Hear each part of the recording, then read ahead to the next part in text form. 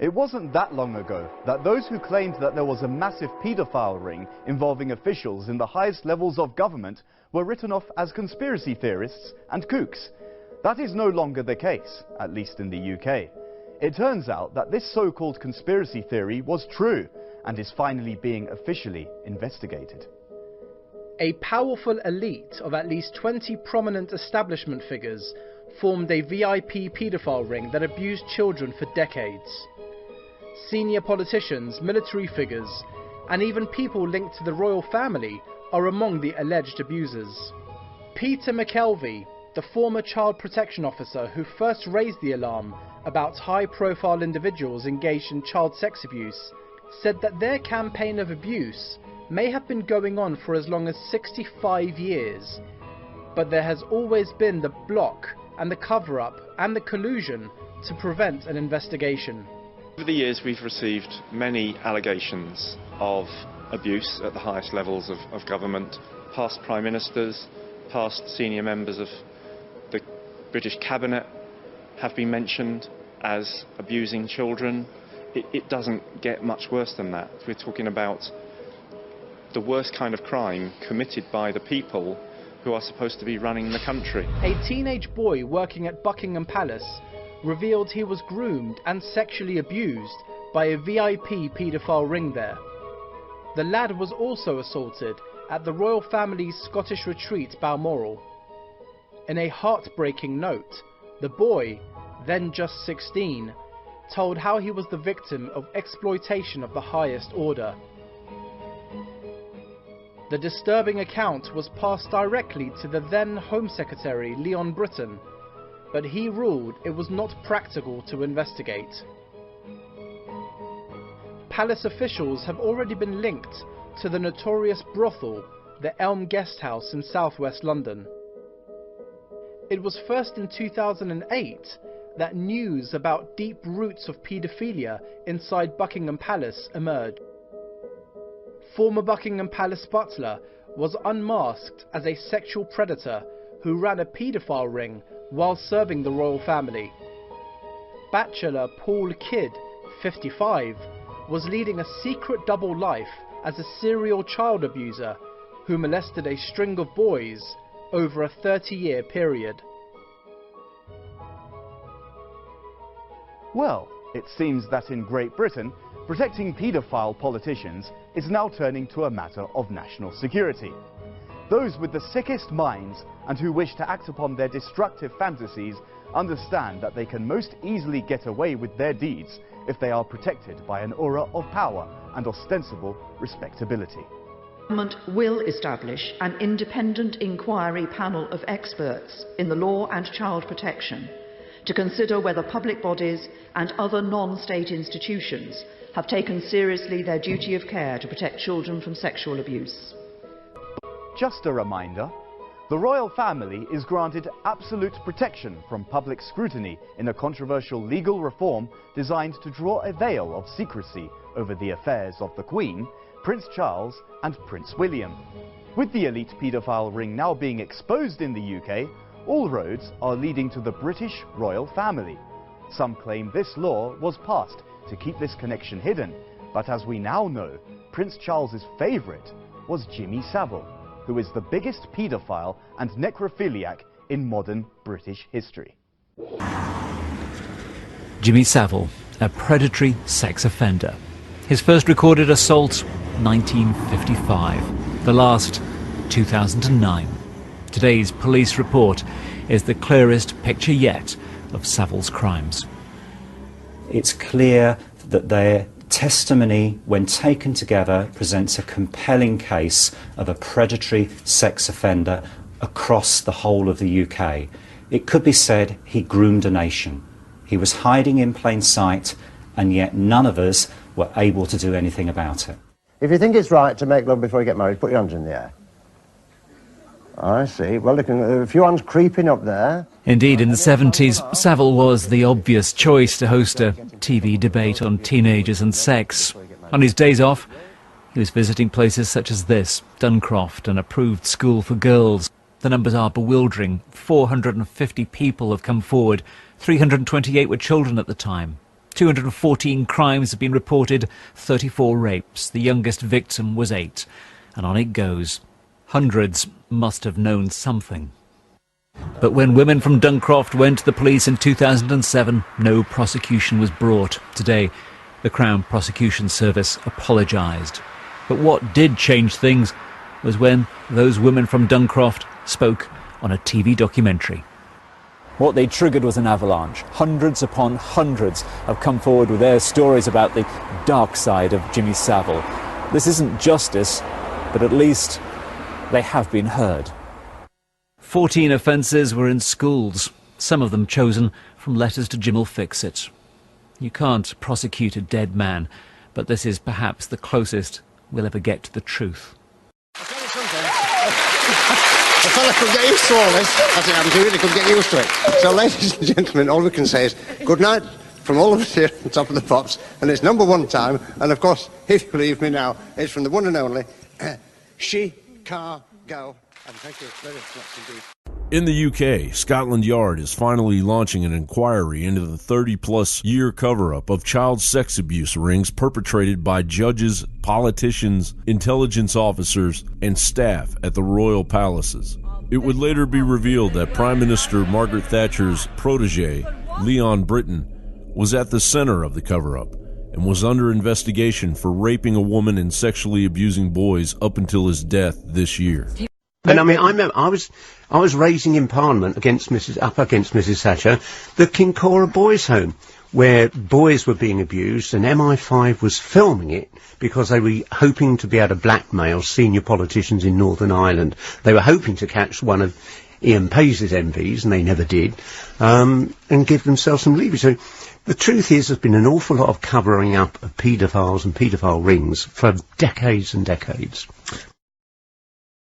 My name is Richard Kerr, and I'm 53, and I believe my first time being trafficked to England was on February of 1977.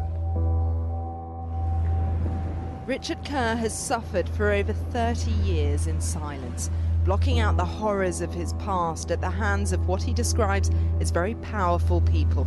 As a teenager, he was introduced to the world of Westminster. He says he was trafficked from Northern Ireland and that this picture was taken by one of his abusers. I was used as a boy toy. I was an object, a sexual object.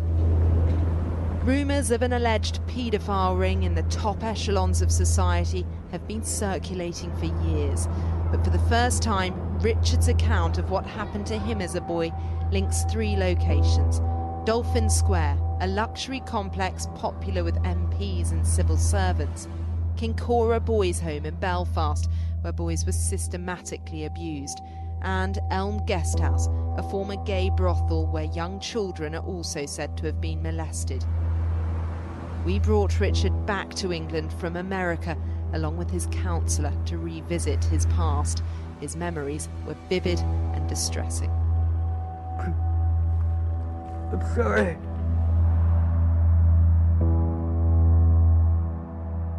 A cottage industry of conspiracy theories has built up around this story, but Richard insists a VIP paedophile ring did exist, and it's time for the truth to be told. They were men who had control and power over others. They were politicians, you believe? Some I do.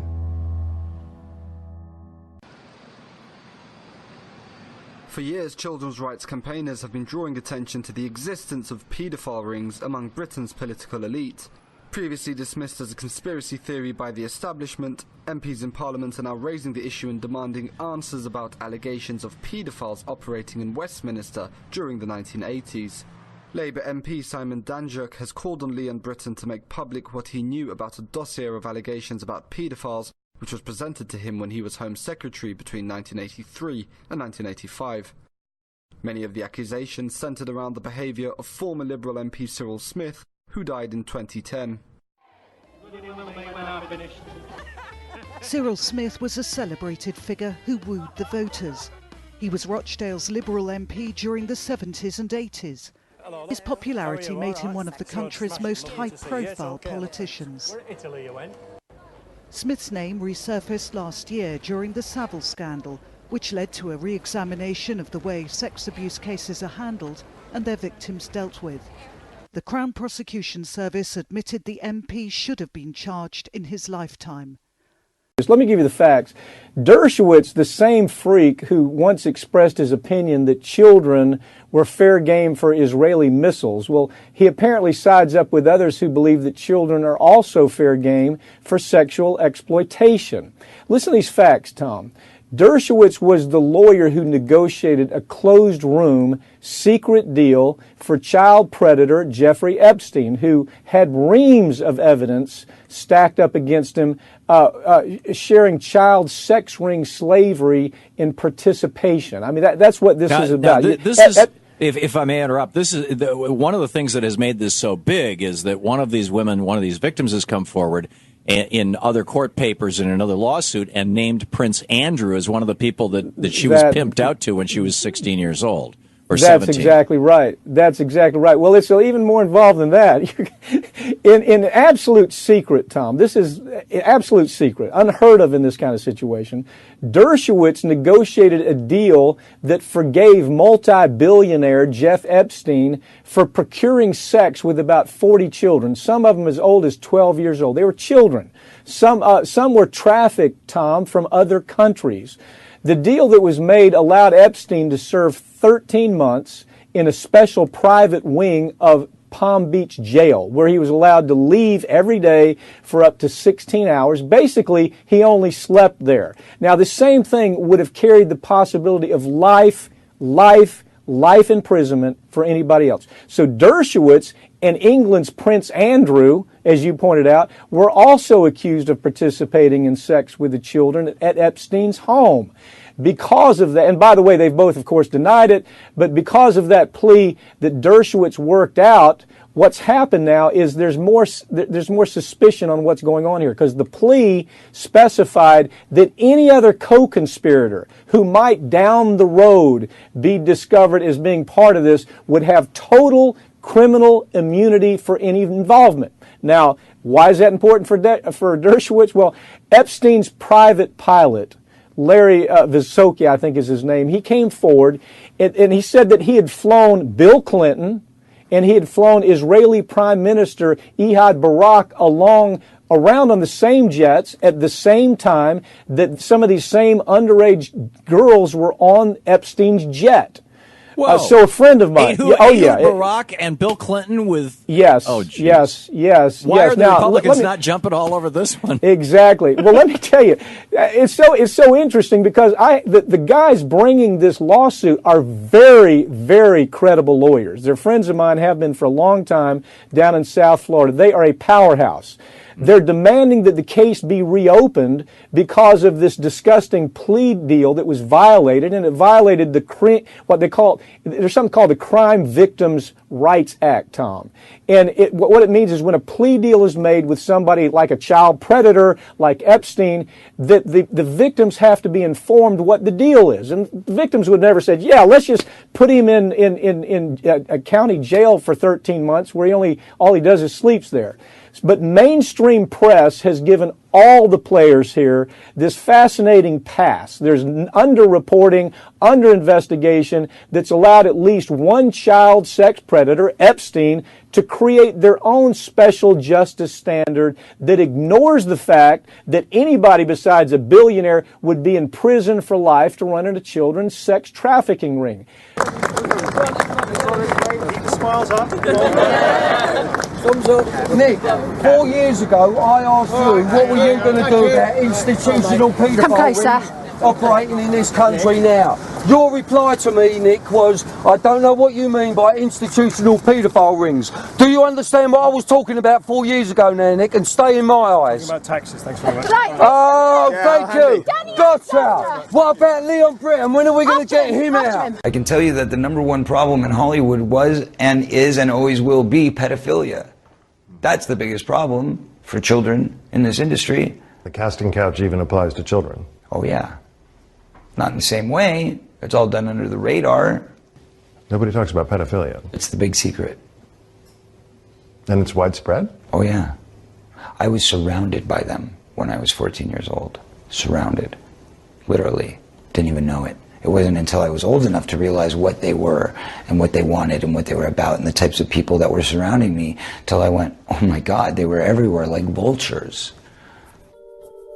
Vultures who Feldman says abused him and his best friend, the late child actor Corey Haim, his co-star in The Lost Boys. Well, what happens if my mom is dating the head vampire? Feldman says the trauma of that pedophilia contributed to Haim's death. There's one person to blame in the death of Corey Haim, and that person happens to be a Hollywood mogul. And that person needs to be exposed, but unfortunately I can't be the one to do it. But the person that knows who did it and knows who he is watching right now, I guarantee you. Yeah. Intriguing. Yeah. There was a circle of older men that surrounded themselves around this group of kids. And they all had either their own power or connections to great power in the entertainment industry.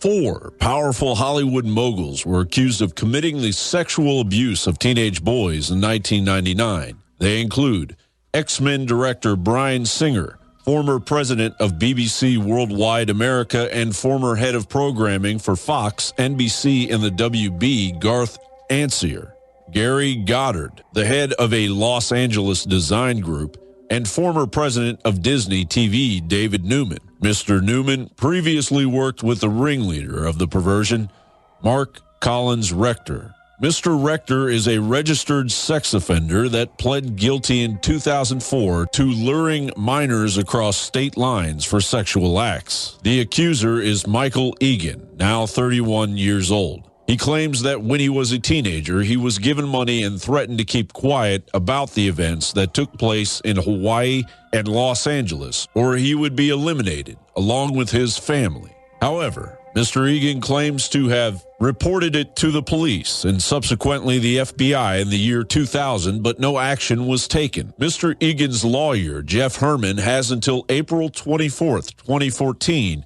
to file additional charges against additional alleged perps in the state of Hawaii. Thursday, April 24th, is the cutoff date for past sexual abuse cases to be filed under a 2-year window. All of the sordid details will be coming out in a documentary by Oscar-nominated director Amy Berg, nominated for Deliver Us from Evil, her exposé on sexual abuse in the Catholic Church. The accusations have sent a shockwave of regret through Hollywood, as bigger names may be revealed for what they truly are. Sexual abuse of minors by Hollywood big shots is nothing new. The 2 Coreys, Feldman and Haim, recounted how they were abused by executives. Corey Feldman says it led to Corey Haim's untimely death.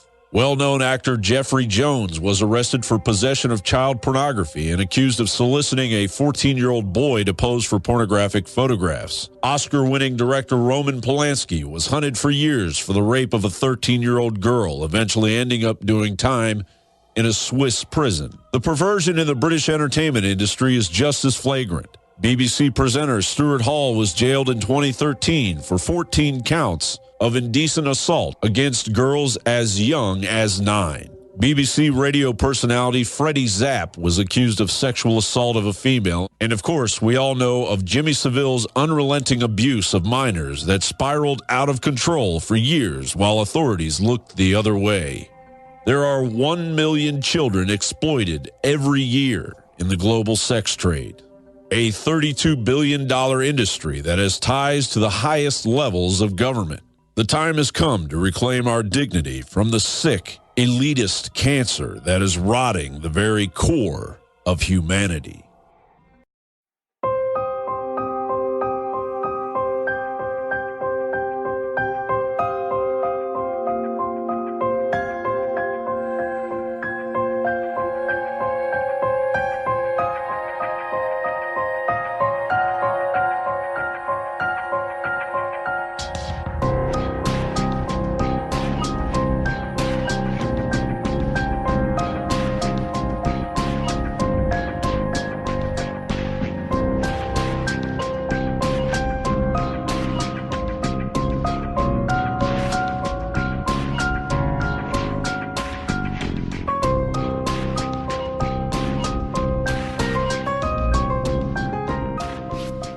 So I ran away when I was 14, 15 years old.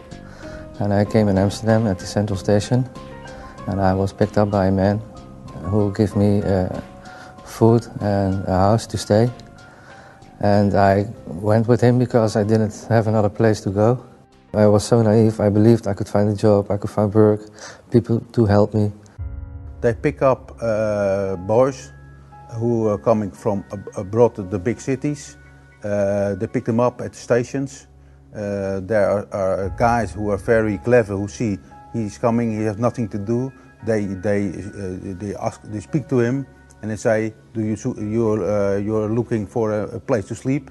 You can come with me, you can sleep. And then they give them alcohol, they give them drugs. The day after I woke up, I found myself without clothes. And he made some pictures of me. And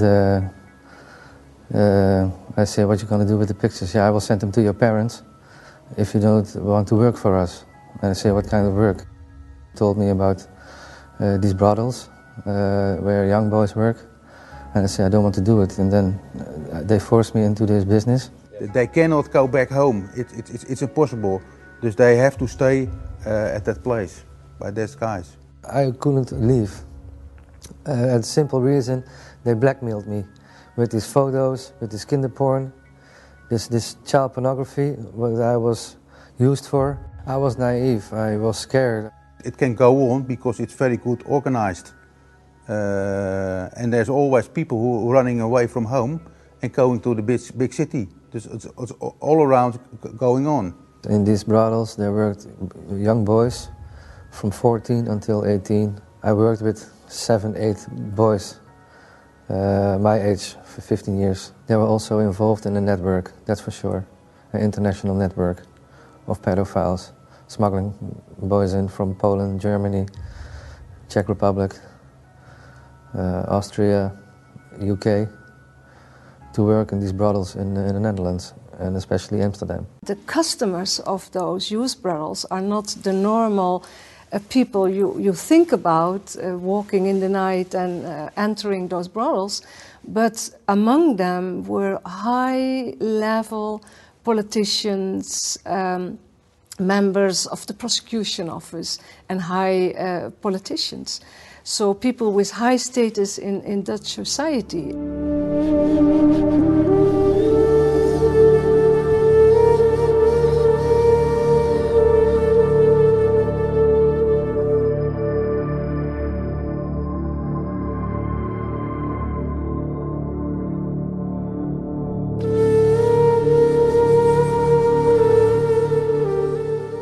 I was in the festival bar, working there in my youth, when I was 14, 15 years old.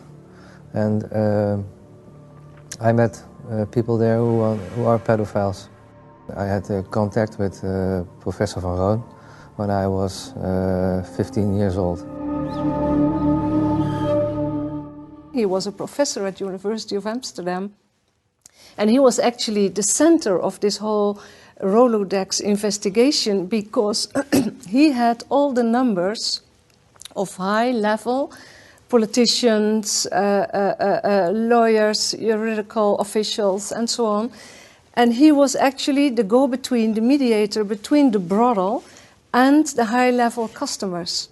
When I met Professor van Roon at the festival bar in Amsterdam, and he introduced me to a man who was sitting in a car with a driver. In the car, I also introduced myself. He introduced himself as Joris.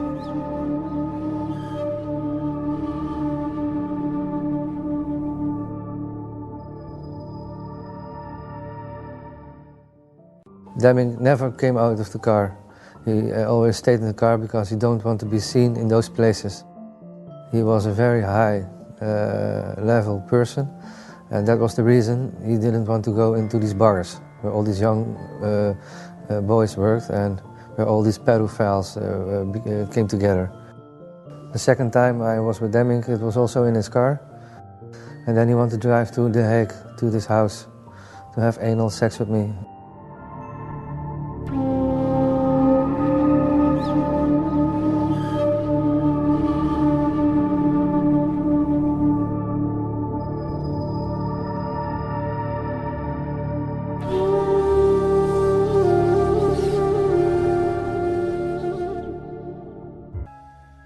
In Amsterdam, there was an investigation into the brothels where it was victim of.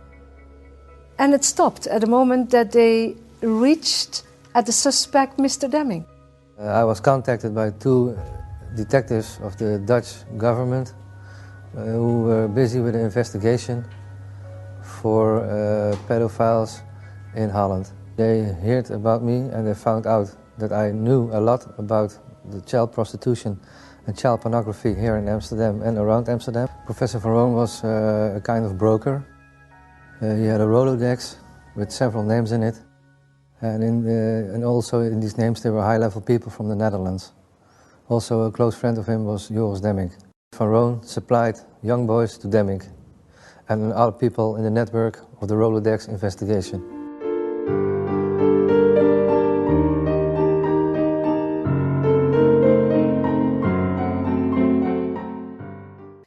He controlled about everything. He controlled the police and he controlled the justice system. He controlled everything. He's a pedophile and he used his power to continue all his pedophile actions. Quand je dis que derrière l'adoption par les couples homosexuels, il y a un lobby qui pousse, qui est le lobby pédophile, les gens pensent des fois que je délire, il y a dans tous les pays occidentaux et sans doute dans le monde un très puissant lobby pédophile que j'appelle ce qu'on appelle la pédocriminalité de réseau, où des enfants sont volés pour être vendus et stockés dans des cérémonies de sacrifices, etc., ce qui n'est pas délirant. Élise Lucet elle-même, Élise Lucet qui présente le journal de la 2, avait une fois fait quelque chose de très respectable dans sa vie, qui était une longue enquête télévisée que nous remettrons en lien, où elle montrait la réalité absolument incontestable de ces réseaux pédocriminels d'élite. Marie, c'est ainsi que nous l'avons nommée, a écrit cette lettre de sa propre volonté. Marie et son frère, que nous appellerons Pierre, affirment que leur père et d'autres adultes les auraient violés et terrorisés au cours de cérémonies étranges. Ici, elle nous parle de son père et des lieux où il les aurait emmenés. Il y avait un endroit à Paris dont lui c'était le chef. Donc il disait qu'il était un grand mage et qu'il s'appelait Bouc-Nobourg. Et dans cet endroit, ils avaient des grandes robes blanches avec des bords dorés. Puis ils faisaient des prières, ils violaient les enfants, ils leur faisaient peur et puis il y avait plusieurs autres gens aussi qui nous violaient, puis ils nous attachaient aussi sur des tables et puis ils nous frappaient ou ils nous mettaient des aiguilles auprès des yeux pour nous faire croire qu'ils voulaient nous crever les yeux. Et est-ce qu'il vous faisait réellement du mal? Est-ce qu'il vous donnait des coups? Oui. Je peux vous dire ce qui m'a sauté le plus aux yeux, je m'attendais absolument pas à voir cela, ce qui m'a sauté le plus aux yeux, c'est que j'ai connaissance d'un gamin qui m'a fait un dessin exactement le même que le dessin de la gamine. On pourrait peut-être se poser des questions. Ça existe, que c'est terrifiant parce que c'est sans doute la chose la plus terrifiante au monde, que ces réseaux sont très puissants parce qu'ils sont très haut placés, très haut placés, liés à la très haute bourgeoisie, avec des infiltrations dans l'administration française, dans la justice, etc., etc. Et ce qui explique des dysfonctionnements très étranges, les morts suspectes du juge Jambert. Christian Jambert était un bon gendarme, mais un gendarme sans doute un peu trop zélé. 15 années durant, il a enquêté, recoupé, épisté Émile Louis, convaincu que l'homme détenait le secret de ces jeunes filles qu'on appelait les disparues de Lyon. Convaincu aussi de dysfonctionnements majeurs dans l'enquête judiciaire, il l'avait écrit dès 84 dans ce procès verbal, resté lettre morte jusqu'en 97, où l'instruction semblait relancée. Mais à quelques heures de son audition par le juge, Christian Jambert était retrouvé sans vie, suicidé a-t-on dit, dossier classé, jusqu'à aujourd'hui, autopsie du corps, concordance d'éléments qui remettent en cause le suicide. Les constatations du médecin légiste laissent à penser qu'il y aurait 2 orifices d'entrée de projectiles au niveau de la tête de la victime. Il faut nous expliquer comment on peut se mettre 2 balles dans la tête d'angles différents et comment surtout on peut ne pas le constater quand on découvre le corps du gendarme Jambert et quand on donne le permis d'inhumer. L'élargissement du monstre d'Apoigny, gracié après 8 ans de prison alors qu'il avait pris perpète, à la demande c'était sous Chirac, on va remettre le lien, des choses inexplicables, et l'élargissement de la femme de Dutroux qui sort à mi-peine, hein. En Belgique, l'ancienne femme du pédophile Marc Dutroux a obtenu une libération conditionnelle après avoir purgé plus de la moitié de sa peine. Michel Martin avait été condamnée à 30 ans de détention. Elle va donc quitter la prison pour entrer dans un couvent près de Namur, dans le sud du pays. Je crois qu'il fallait la condamner à perpétuité comme Marc Dutroux et voilà, ils n'ont pas fait. Voilà. J'ai pas l'impression que c'est la place où elle a le droit de continuer sa vie après ce qu'elle a fait. Elle n'a pas mérité ce luxe-ci. Les sœurs Clarisse, c'était quelque chose qui accueillait nos enfants ici, qui venaient sur Saint-Berthouin, et aujourd'hui on accueille des assassins, je suis désolé de le dire, c'est honteux, c'est monstrueux, ce n'est pas normal. Malgré la protestation de tout le peuple belge, parce que il est négocié avec Dutroux que s'il se tait et qu'il ne balance pas le réseau pour lequel il travaille, car je le dis, ce n'est jamais qu'un receleur d'enfants qui sont commandés et qu'il stocke pour être vendus pour des réseaux et pour des cérémonies de type pédocriminel satanique. Un certain Michel Nioul est associé aux agissements de Dutroux. Qui est Michel Nioul? Un personnage de la haute société qui n'a jamais caché qu'il organisait des parties fines réservées aux Gotha belges. Pourquoi Marc Dutroux, petit trafiquant, minable voleur de voitures, est-il en relation avec Nioul? Dutroux est-il un pervers qui chasse des fillettes pour lui-même, ou est-il le pourvoyeur de partous de la bonne société? On lui dit que s'il se tait, effectivement, s'il balance, il sera assassiné. Il y a beaucoup de morts dans ces histoires-là, mais s'il se tait, effectivement, sa femme sera libérée à mi-peine, comme le monstre d'Apoigny a été libéré au bout de 8 ans alors qu'il avait pris 23 ans incompressibles. Voilà, c'est la preuve, effectivement, que ces réseaux pédocriminels sont très puissants et qu'ils arrivent à faire taire la justice, la vraie justice, hein, et que ça donne effectivement cet élargissement absolument obscène et étonnant de la femme Dutroux qui sort à mi-peine, hein. Et ça explique aussi quelque chose de très angoissant qui est le destin héroïque et tragique de Stan Maillot, pour ceux qui le connaissent, qui est un ancien gendarme qui a essayé de faire son travail honnêtement, notamment à partir de la cellule de Van Voort. Il s'agit de ce qui composera le premier CD-ROM dit de Van Voort, se révélant contenir 8500 photos environ. Ces photos mettent en scène tout d'abord des enfants dénudés dans des poses suggestives, puis de très nombreuses photos immortalisent des actes d'attouchement, de viol. Et l'abomination va crescendo jusqu'à des viols de bébés, des scènes de torture allant jusqu'à l'usage de fer à repasser, d'électrodes. L'horreur va jusqu'à la mise à mort d'une enfant par égorgement au couteau. Stan Maillot est en grave difficulté en ce moment. Il est dans la clandestinité, il est poursuivi, recherché, parce qu'il a essayé de faire un travail assez honnête et assez intègre sur la réalité de ces réseaux pédocriminels couverts par les hautes instances politiques.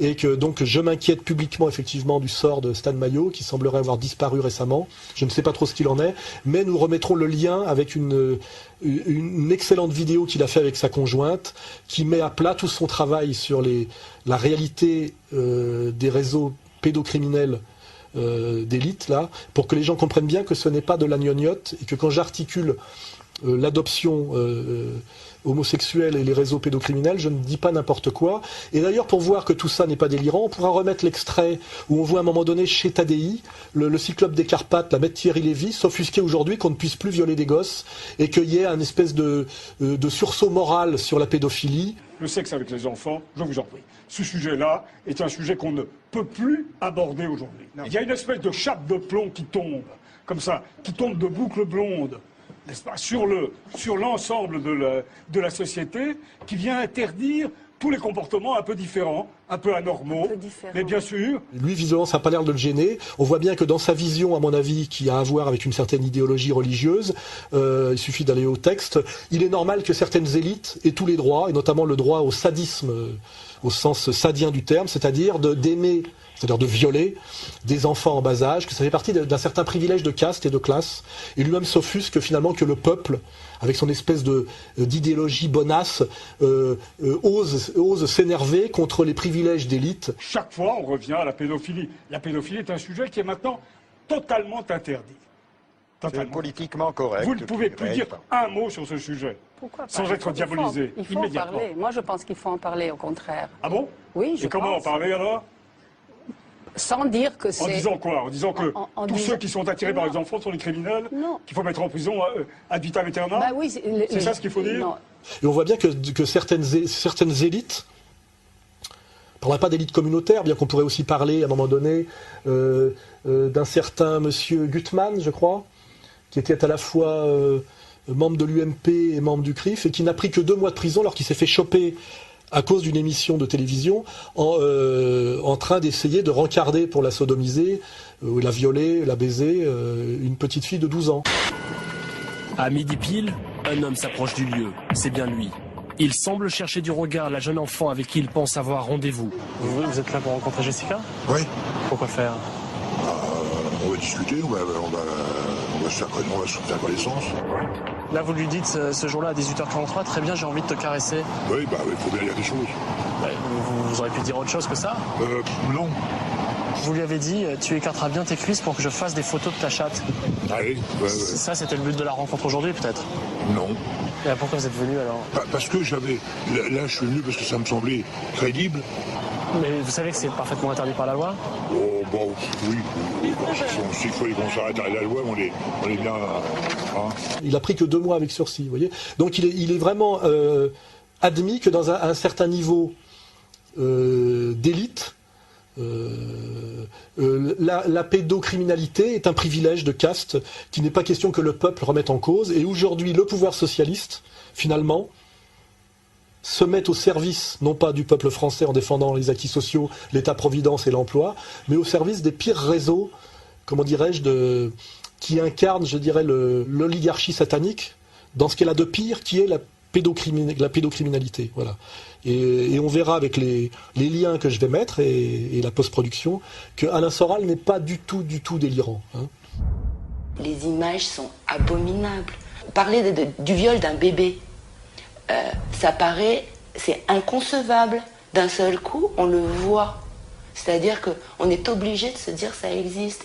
Il y a des gens qui violent des bébés. Tu tues les enfants?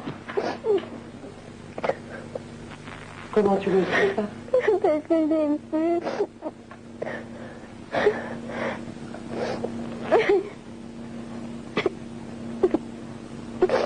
J'ai des petits enfants qui étaient des enfants qui étaient un peu arabes et des choses comme ça, et puis ils leur tombaient la tête. Kannst du sagen, was passiert ist, ohne Details zu nennen? Parfait. Also, Sie haben das Kind zersägt. Sie haben ein Kind zersägt? Sie haben Teile von seinem Körper abgetrennt. Womit? Mit einem elektrischen Messer. Haben Sie das Kind lebend zersägt?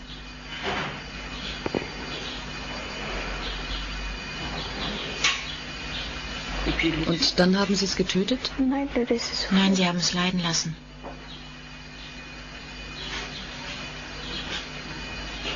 Père Morand, quand vous parlez d'une jeune fille mise nue sur une croix, arrosée de sang animal, quand vous parlez de fœtus qu'on arrache du ventre de leur mère et qu'on sacrifie, vous nous parlez de quoi? Je vous parle de personnes que j'ai rencontrées, que j'ai aidées, accompagnées pendant des années. Et qui ont été la proie? Qui ont été la proie de groupuscules satanistes extrêmement redoutables, pratiquant ce qu'on appelle les messes noires, liés à des rites de magie et de sorcellerie, avec des meurtres rituels, sous le double couvert, je pèse mes mots, d'une part de la mafia, tous les réseaux mondiaux de la prostitution de bas ou de haut étage, et d'autre part de personnalités qui tiennent des postes clés dans notre civilisation, que ce soit dans le monde de la politique, dans le monde de la magistrature, dans le monde scientifique, dans le monde de la finance, dans le monde intellectuel, et je dirais même, hélas, 3 fois hélas, dans le monde ecclésiastique, des prêtres défroqués ou menant double vie, et qui se retrouvent dans ces scènes effroyables de messes noires, de meurtres rituels. C'est assez effroyable. J'ai eu la mauvaise idée d'accuser le Premier ministre d'être un pédophile. Ouais, c'est peut-être une mauvaise idée si j'avais voulu faire carrière en Belgique et espérer rentrer dans un gouvernement de vendus, mais j'estime qu'il était de mon devoir d'informer la population sur la personnalité de l'homme le plus puissant du pays. C'est pour moi un devoir en tant qu'élu de la nation que d'informer les citoyens des vices et des crimes commis par nos élus. C'est ce que je me suis contenté de faire. Alors c'est vrai, Di Rupo n'a jamais été condamné pour pédophilie, mais un nombre très important de plaintes ont été déposées contre lui pour de tels faits, toujours pour les mêmes faits. C'est bizarre, non? Comme on dit chez nous, il n'y a pas de fumée sans feu. Mais le plus inquiétant, c'est que la destination a toujours été la même pour ces plaintes. La poubelle. Et c'est ça que je veux pointer du doigt. Les prétendues victimes étaient à chaque fois des criminels qui voulaient profiter de la notoriété de notre pauvre petit Elio. C'est tellement plus pratique de jeter le discrédit sur les victimes. En plus, quand on fait cela 5-6 fois et qu'on tourne les victimes en ridicule, on évite que d'autres personnes aient encore le courage de dénoncer les faits dont ils sont victimes. Pourtant, des PV, il y en a eu, comme celui de la police de Namur, portant le numéro 12-852/98, dans lequel est auditionné Jean-Marie Rulens, client de la boîte La Brique à Liège, qui déclare que Di Rupo s'y amusait avec des jeunes de plus ou moins 14 ans et qu'il les payait 15 000 francs, 375 € pour des gâteries, fellations et sodomies. L'audition de ce Rulens contient de nombreux détails. Il n'y a rien de farfelu dans ses propos. Et je peux même vous dire que j'ai moi-même rencontré un de ces jeunes qui fut jadis victime des pulsions sexuelles de Di Rupo. Cet homme qui a été violé, je suis désolé, c'est dur à dire, violé par notre Premier ministre alors qu'il n'avait que 14 ans. Cet homme est démoli, il a été harcelé par le système pour qu'il se taise, tout a été fait pour qu'il se fasse passer pour un fou, et aujourd'hui, il a d'ailleurs été interné par la justice. Imaginez comme c'est pratique. Une note du parquet portant le numéro 37-66-11-75-28/96 indique aussi l'identité de 2 mineurs âgés de 13 et 14 ans. Ces jeunes confirment avoir eu des relations sexuelles avec Di Rupo. Un PV de la BSR de Wavre de 96 mentionne le témoignage de Madame Delnest qui s'inquiète auprès de la police de voir Di Rupo aller et venir avec des jeunes gens dans un immeuble voisin. La police n'effectuera aucune enquête de voisinage, malgré que d'autres voisins confirmèrent les dires de Madame Delnest. Un rapport de la Brigade nationale de gendarmerie du 9 octobre 96 insiste également sur les rapports spéciaux entre Di Rupo et de jeunes garçons. On y parle d'un jeune homme décrit comme le protégé de Di Rupo et qui a été retrouvé mort. Et les PV se poursuivent. Rapport de la BSR de Bruxelles, 3 décembre 96, qui relate des relations sexuelles entre Di Rupo et de jeunes garçons. Mais c'est clairement indiqué dans le PV. Vu la notoriété de Di Rupo, nous ne poursuivons pas. Est-ce qu'on doit accepter cela? PV de la police judiciaire de Bruxelles, portant le numéro 46-66-3 du 5 novembre 96, où le chauffeur de l'ancien ministre Graffé évoque des partouzes auxquelles participait Di Rupo. Le nom de Di Rupo apparaît encore dans une note confidentielle de M. Demanet, procureur général de Mons, et Marchandise, procureur du roi de Charleroi, daté de 96. Pourquoi? Parce que les coordonnées de Di Rupo figuraient dans le carnet d'adresse de Jean-Luc Finet. Et qui est ce monsieur? Il a été inculpé à l'époque pour détention de cassettes pédopornographiques. Tiens, comme c'est intéressant. Di Rupo a également eu un accident de voiture lorsqu'il était en compagnie d'un jeune garçon à Sarre-la-Buissière, à quelques mètres de la maison de Marc Dutroux. Mais comme par hasard. Mais moi, je suis désolé, je ne crois pas au hasard. Et il y a donc des PV, mais aussi de nombreux témoignages, un nombre impressionnant de témoignages, auxquels on n'a jamais donné le moindre crédit. même lorsqu'ils venaient de policiers assermentés. Ainsi, en août 1989, Di Rupo était à l'époque député européen. Eh bien, à l'époque, 2 policiers communaux surprennent Di Rupo en bordure du Grand Large à Mons. Et avec qui? Avec un gamin de 12 ans et un gamin de 13 ans dans sa voiture. Les gamins avaient le bas du corps dénudé. Ce n'est pas moi qui le dis, ce sont 2 policiers communaux assermentés qui ont eu la volonté de témoigner, mais leur hiérarchie communale les en a dissuadés. C'est ça le pays dans lequel on veut vivre. Alors de 2 choses l'une, soit Di Rupo est un homme persécuté, qui a de très nombreux ennemis, et l'on comprend mal comment cet homme a pu devenir Premier ministre, soit cet individu est un criminel, qui profite de ses appuis et de ses fonctions pour violer impunément des enfants. Ce n'est pas à moi d'en décider. Et des éléments probants que je vous ai communiqués, on ne peut qu'avoir des doutes sur la véritable personnalité de Di Rupo. Des doutes encore plus importants quand on sait que dans une vidéo postée sur YouTube, Michel Nioul accuse sans détour Elio Di Rupo d'être pédophile lors d'une interview en caméra cachée accordée à des journalistes. Nioul, reconnu par les assises d'Arlon comme le chef de l'organisation criminelle Dutroux et compagnie, n'est-il pas bien placé pour se prononcer sur la question? Alors c'est... The report is a devastating critique of the Vatican's performance in dealing with child sex abuse. It says it's still not willing to recognise the scale of the problem or take responsibility for it. The Church is still moving guilty abusers from parish to avoid prosecution. That must... It was very clear to me that there had been some, and my lawsuit against the Catholic Archdiocese, the Catholic Church, was the first in the United States, I repeat, was the first in the United States that actually identified this problem of priests having pedophilia problems with some of their young boys particularly. And how far back was that, John? Pardon? When did this take place? This was in the early 1990s when I first filed the lawsuit. Okay. But here's the interesting part.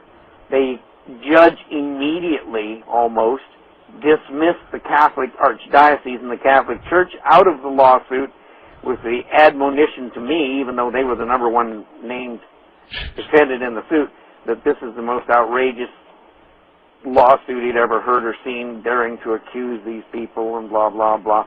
So they filed a motion. They got dismissed out. Was that Judge Urbaum, John? Yep. Yes. But here's the rest of the story, which usually, as I say, only becomes interesting and shocking because of the last couple months. Yeah. So I got angry, and I went to Rome and tried to set up a meeting with the Pope so I could bring the problem directly to him. Pope Paul, right? Yep. Early 1990s. Right. But I could only get in with the general audience, you know, where you get 50 or 100 people in the room. And so then I got put or referred instead for a personal meeting with another cardinal who was supposedly Pope John's #1 assistant or whatever. And Cardinal, I met with him, and his name was Cardinal Joseph Ratzinger. Oh my gosh. Yes. I Wow. said it gets interesting.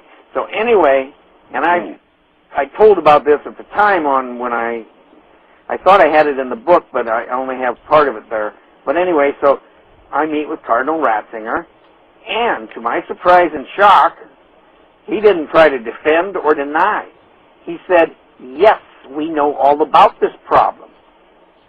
We know all about this problem. It's been getting worse, and he says the American Church will not listen, will not deal with Rome on this problem. They say they'll take care of it themselves, that we don't understand in Rome, or we cardinals don't understand that the American Church is not the same in handling these matters as maybe they might do, blah, blah, blah. Anyway, he said, so yes, we know about it, and he applauded and congratulated me for filing the lawsuit. I thought he'd, you know...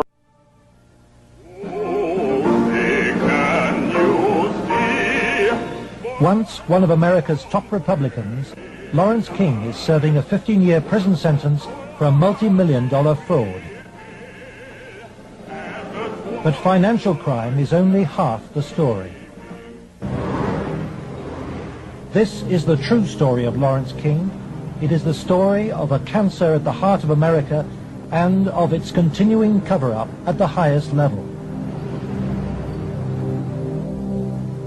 One man is attempting to uncover the full story. John DeCamp is among the most highly decorated Vietnam veterans. A former Republican state senator in Lincoln, Nebraska, he is now a lawyer fighting the legacy of Lawrence King's abuse of power. It's a web of intrigue that starts at our Holy of Holies, Boys Town, Nebraska, one of the most respected institutions in the United States, and spreads out like a spider web to Washington, D.C., right up to the steps of the nation's capital, the steps of the White House, involves some of the most respected and powerful and richest businessmen in this United States of America. And the centerpiece of the entire web is the use of children for sex and drug dealing and drug couriers, the compromising of politicians, the compromising of businessmen, but worst of all, the corruption of key institutions of government that have the duty and responsibility to make sure these things never happen. Larry King was the fastest rising black star in the entire Republican Party of the United States during all of the 1980s. And he was also one of the most evil individuals in this country in terms of being a dealer of children, in terms of being a thief, 40 million that they documented he stole, and in terms of using and compromising and corrupting one after another politicians. The base for his network was the Franklin Federal Credit Union, a people's bank in Omaha, Nebraska. Larry King was its general manager.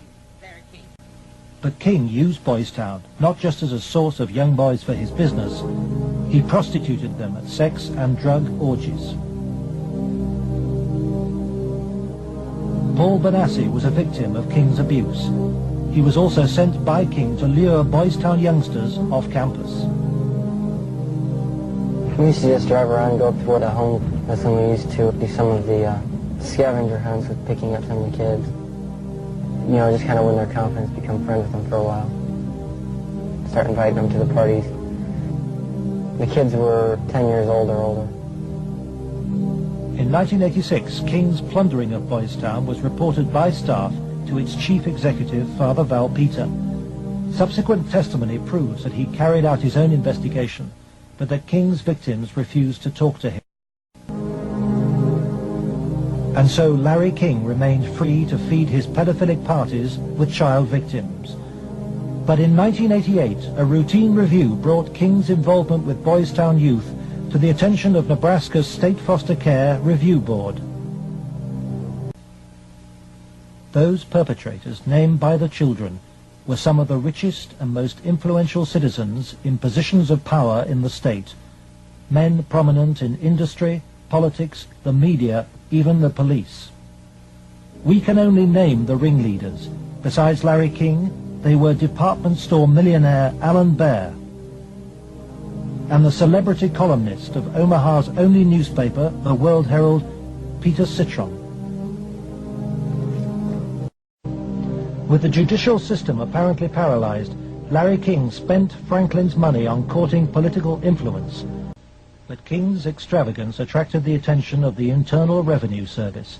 As a result, on April the 11th, 1988, the Franklin Credit Union was raided and closed by the FBI. Undeterred, the committee began their investigations, and the money trail led quickly to the original allegations of child abuse. The investigators found new victims of King's pedophile network, many on the streets of Omaha. The picture they built up was of a large ring of rich and powerful pedophiles, many named the same men as those involved with the Boys Town cases 3 years earlier. Paul Benassi had been the victim of abuse since he was 8. He was present at many of Larry King's sex parties. Caradori traced him to the county jail. He had been convicted of fondling his young cousin. Who are some of these people that would come to these parties? Larry King, Peter Citron, Wilson Wise. He didn't seem like he was like people. Media personality Peter Citron procured some of his victims from Boys Town. The kids he liked were mainly around the age of probably about 8 and 13. It was mainly fondling and oral sex with them. He did have some anal sex, but he usually did that with the older kids. The parties involved ever more sadistic abuse. Whenever you were tied up, was there anybody else present other than you, Peter Citron? Yes. Who was that? It was Alan Bear's friends. Millionaire Alan Bear hosted parties for a large number of sadistic pedophiles. Paul Benassi suffered at their hands. They tied me up and had some other kids perform sex on me, and they both paid me and they burned me some cigarettes. Okay. Just take a deep breath now.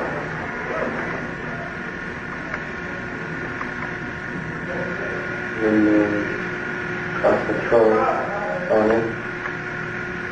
Troy Bonner would tie you up? He was there. Troy Bonner was found by the investigators and his videotaped testimony taken under oath. I was shocked when I walked in. There was a kid, I would say about 15 years old, out in the middle of the room. One guy was standing in front of him.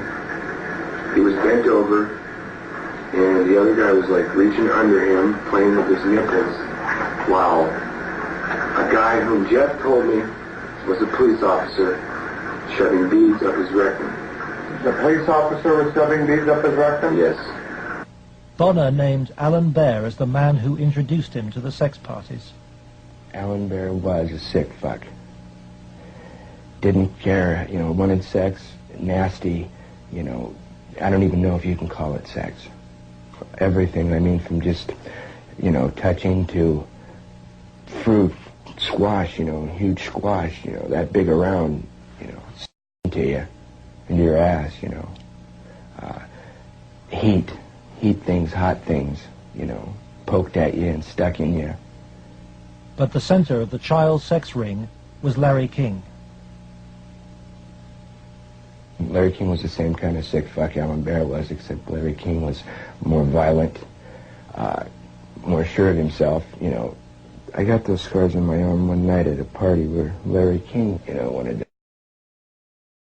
and have us push our arms together, and you'd light cigarettes, and as soon as you get burning, you just drop them down between your arms, and let it burn. And they made us stand there naked and touch each other while holding our arms together and burn cigarettes. It's on film someplace. I mean, they filmed it, burning, I mean, I would, see him fuck a 10-year-old boy in the ass, until he bled, and, just pull out and stop, and, push him down, and then go out and, meet with decent people. King would also provide underage girls for abuse. Alicia Owen told the investigators she was 15 when she attended her first party, introduced by a Boys Town boy.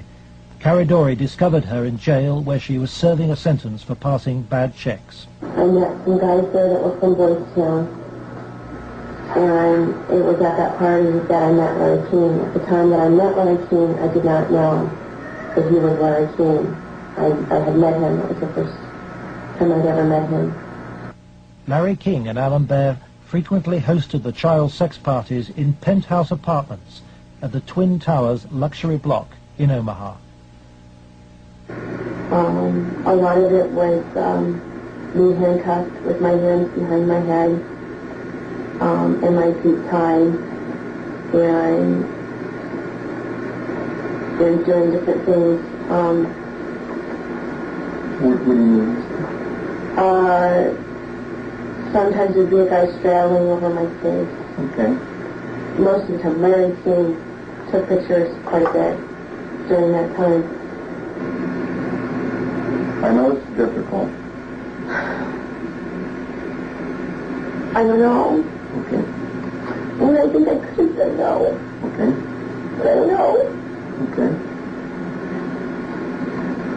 And you know, Alicia, you're a victim. And with the young age, let's go off camera for a minute. By the spring of 1990, the Nebraska State Committee was convinced by the evidence of an organized child abuse ring. Its chairman, Lawrence Schmidt, sought the advice of his lawyer, John DeCamp.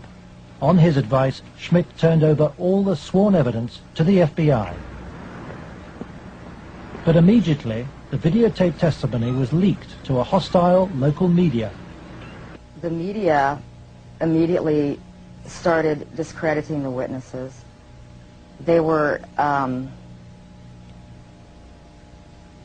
the witnesses came across in the media, in the Omaha World-Herald, especially, as the criminals. Troy Bonner agreed to withdraw his videotape testimony. The FBI used Troy in an attempt to persuade fellow witness Alicia Owen into abandoning her evidence about Larry King's nationwide network of powerful pedophiles. We have obtained the recording of the phone call made by the FBI on March the 9th, 1990. It is significant evidence for John DeCamp. This is Special Agent Michael F. Mott. Following will be a consensually recorded telephone call between Troy Bonner and Alicia Owen. Hello. Hi.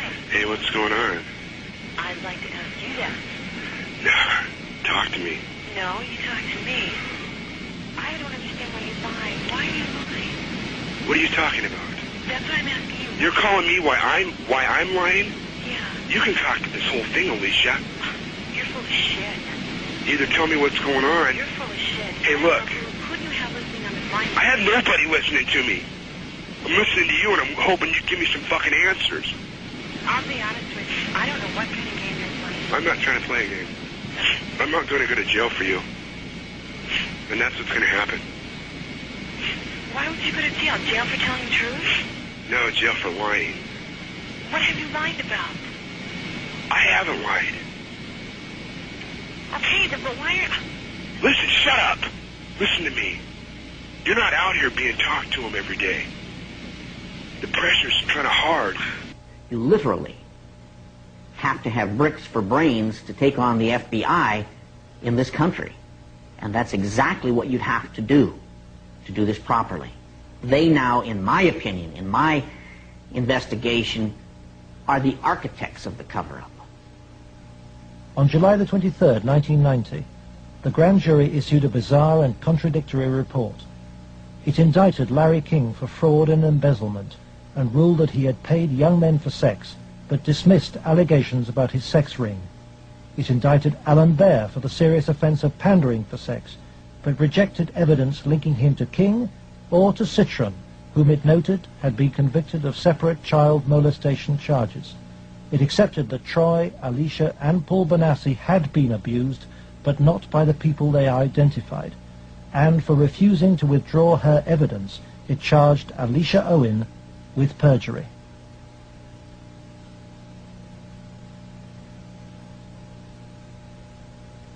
Lawrence Schmidt's legislative committee issued a report denouncing the grand jury. Schmidt acknowledges that the system failed both the victims and him. I had, I think, as distinguished a record as anyone could put together in 24 years. I was told that would be curtailed, and it was. I was told I'd have financial problems, and I did. The message was not lost on most politicians in Nebraska. I think the message that was delivered was, if any legislative committee ever tries to conduct a thorough investigation again, the same thing will happen.